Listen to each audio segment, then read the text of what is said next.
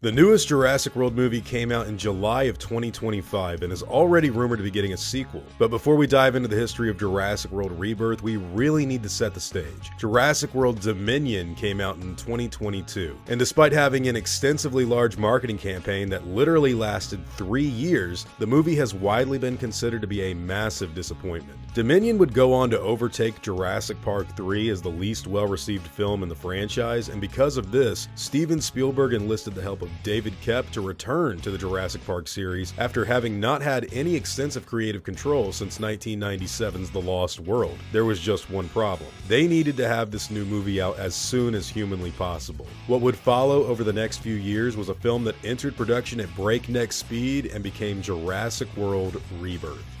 The T-Rex broke free! What's going on, guys? Hope you're all doing well. Now, today I wanted to talk about one of the most insane productions that I think we have ever seen in this series so far. Now, movies like Jurassic Park 3 and Jurassic World Dominion have kind of legendarily troubled productions, but this one is a little bit different because it was thrown together insanely fast in order to try and push another sequel out into the world as a sort of emergency situation after the last film. And really, this conversation cannot start unless we go back to the release of Dominion. So the 6th entry in the Jurassic Park film series actually did make $1 billion, believe it or not. But the movie cost the studio a ton of money to make. Jurassic World Dominion's production budget was at first reported to be around $200 or $250 million. But information has come out since then that has that number doubled. Wikipedia lists the movie's budget at $465 million, but there are other sources out there that say that the film was one of, if not the most expensive movie ever made, with other estimates factoring things in that pushed that number to $583.9 million.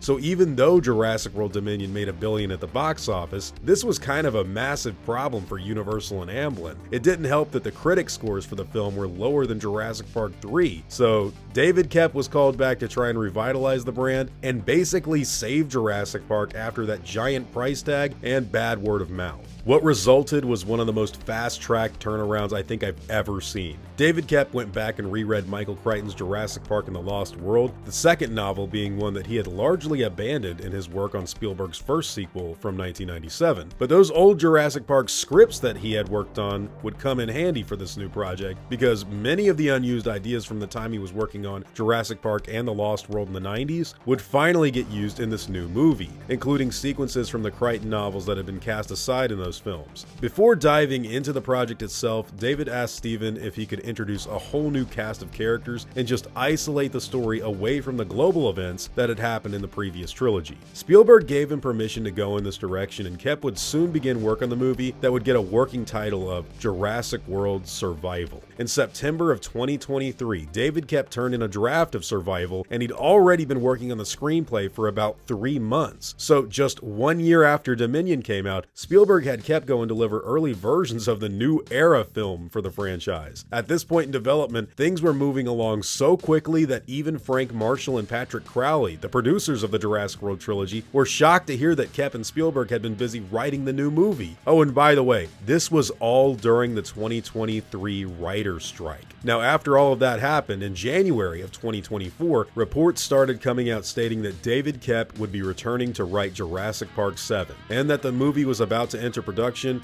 later on that same year. Most of the concept art and designs of the dinosaurs had already been done before the announcement, and information was coming out that said Universal was looking for someone to just direct the script and not deviate heavily from it at all.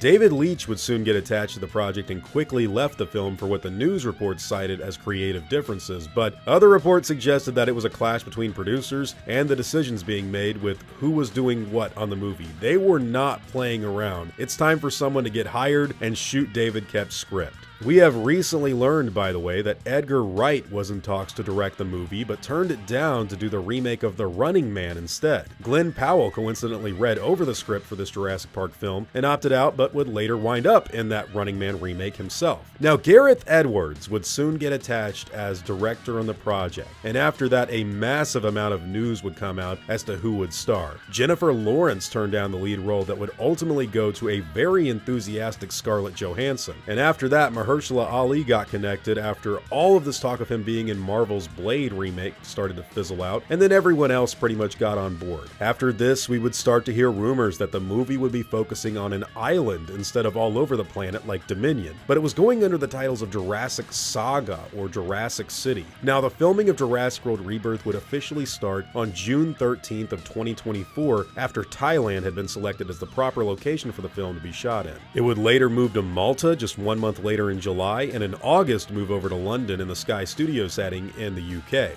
Now, the filming of the movie was pretty chaotic to say the least, with venomous snakes swimming around the actors in Thailand during production and an environment where things were flying by at breakneck speed. They actually wrapped filming in September, but went back out to New York 3 weeks later to film some additional reshoots for more stuff to work with. By the end of 2024, Gareth Edwards finished the first cut of Jurassic World Rebirth. The movie was announced in January, and it was already finished, and a cut was made that ran just under 2 hours in length. That is a demonstrably impressive turnaround. Gareth Edwards commented on the production time by saying, "If you have too much time, you procrastinate. You try things that don't work." Now, when it came time to edit everything down for a final cut, Edwards delivered a movie at around 1 hour and 59 minutes, cutting about 5 minutes worth of film out of the product. Universal requested that all of that footage be restored to make it a little longer, so Gareth put that stuff back in. Now, there are a handful of deleted scenes that didn't make it into this movie no matter what, even after all of that was said and done, and it was also around this time that Gareth started to have second thoughts about the ending, wondering if the T-Rex should show up and save everyone from the D-Rex at the end of the film. David Vickery was able to talk Edwards out of it though, saying, "That happens in every one of these movies, Gareth, so it's okay not to do it in this one." And after Steven Spielberg and David Koepp saw an early cut of the film, they requested that all of the Easter eggs, callbacks, and references to Jurassic Park be removed entirely. But after a little back and forth happened, Gareth Edwards won that battle and was able to keep all of his callback stuff in the final film. And then the movie came out, and Jurassic World Rebirth ended up making $869 million at the box office. And it did this on an estimated budget of $225 million,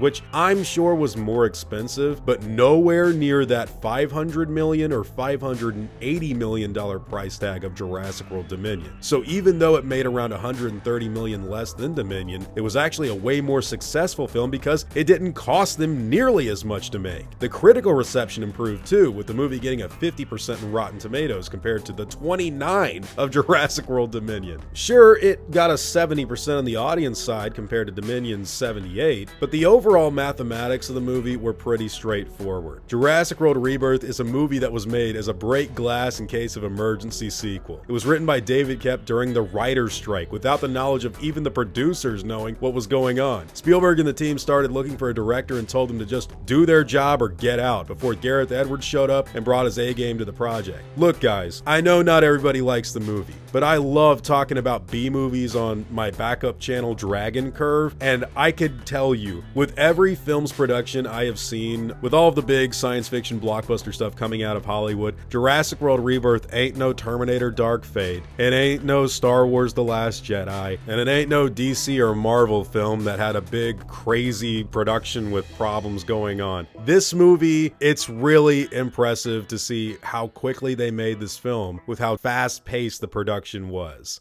And yes, there's going to be a sequel. Now, I do not personally think Jurassic World Rebirth is the greatest sequel that Jurassic Park has ever had. I place it like as number 4 in the list of Jurassic Park movies, but I want to talk about what the sequel could do in a future video. So I'm going to give them some constructive criticism and also let them know what I think fans really want to see in a follow-up. But hey guys, what are all of your thoughts on the troubled production of Jurassic World Rebirth? How many things changed behind the scenes? And just the fact that David Koepp was writing this thing while the writer's strike started, that's crazy to me. But hey, whatever your own thoughts and opinions happen to be in the subject matter, I'd love to hear all about them in the comments down below.